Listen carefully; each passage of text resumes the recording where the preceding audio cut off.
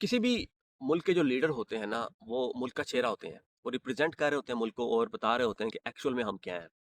जब कोई leader parliament में बैठ के बात कर रहा होता है ना, तो उसका एक्चुअल में जो चेहरा होता है ना, वो नज़र आ रहा होता है कि एक्चुअल में ये है क्या। पार्लियामेंट में कुछ सालों पहले जब लोग बैठते थे, वो कुछ भी कहें, कुछ भी बोलें, किसी को खबर ही नहीं होती थी।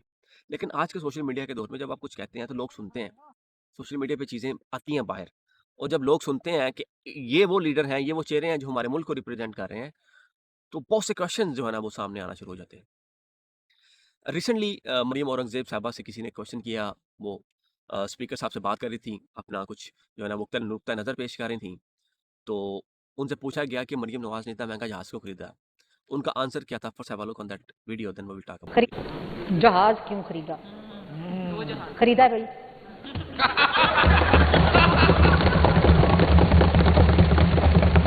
और क्यों खरीदा?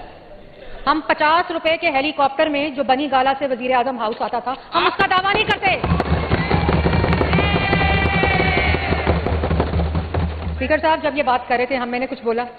कोई क्रॉस टॉक की? नहीं, नो क्रॉस कोई टॉक, क्रॉस इस तरह टॉक ना। की स्पीकर आबिद साहब? साहब इस तरह नहीं ना। नहीं नहीं, आपकी बात सीनियर मिनिस्टर साहबा ने बड़े खुले दिल से सुनी है, तो फिर सुने ना।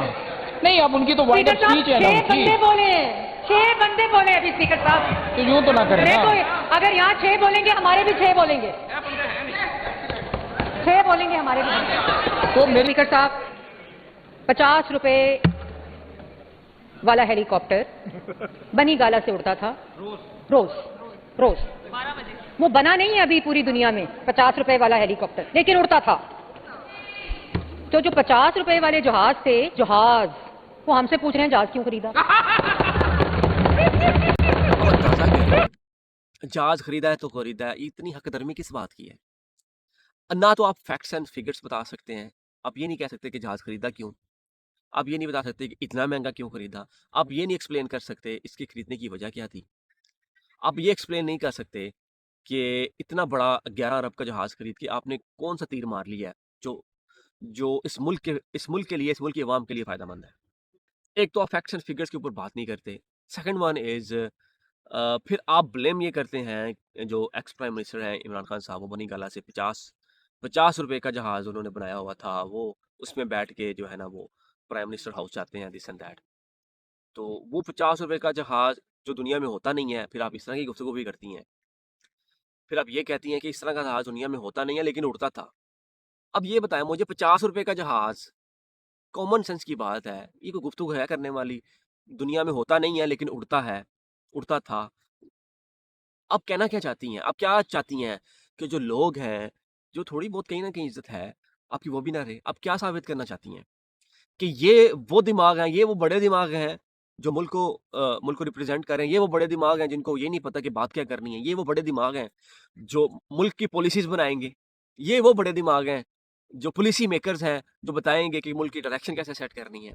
आप अंदाज़ा करें कि कभी-कभी सोचता हूँ कि यार इस तरह मुल्क की इकोनॉमी को ठीक कर सकते हैं ये लोग। इतना इतना बड़ा बजट, अरबों रुपए का बजट जो है ना वो लॉन्च किया जाता है और बताया जाता है कि हमने सूबे को इतना बजट देना है, इसको सूबाई बजट अब जब बताते हैं पार्लियामेंट में बैठ के, लेकिन ना बताते हैं कि हमने क्यों इतना बजट इंट्रोड्यूस करवाया है।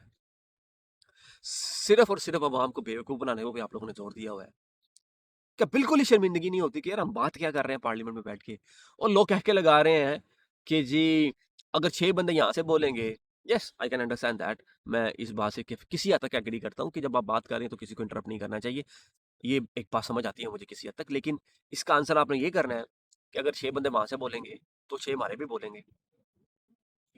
ये ये वो आंसर है जो एक लीडर को, एक रिप्रेजेंटेटिव जो अवाम का नुमाइंदा है, उसको आंसर करना चाहिए। पोलाइटली ये भी कह सकते हैं कि प्लीज़ डोंट इंटरप्ट।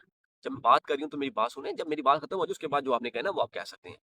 लेकिन ये कौन-सा आंसर है जो आप बताना ये चाह रही हैं कि 6 बंदे अगर वहाँ से बोल रहे हैं तो आप गिन के रख रही हैं 6 बंदे के हमारे भी 6 बंदे बोलेंगे। आप क्या साबित करना चाहती हैं?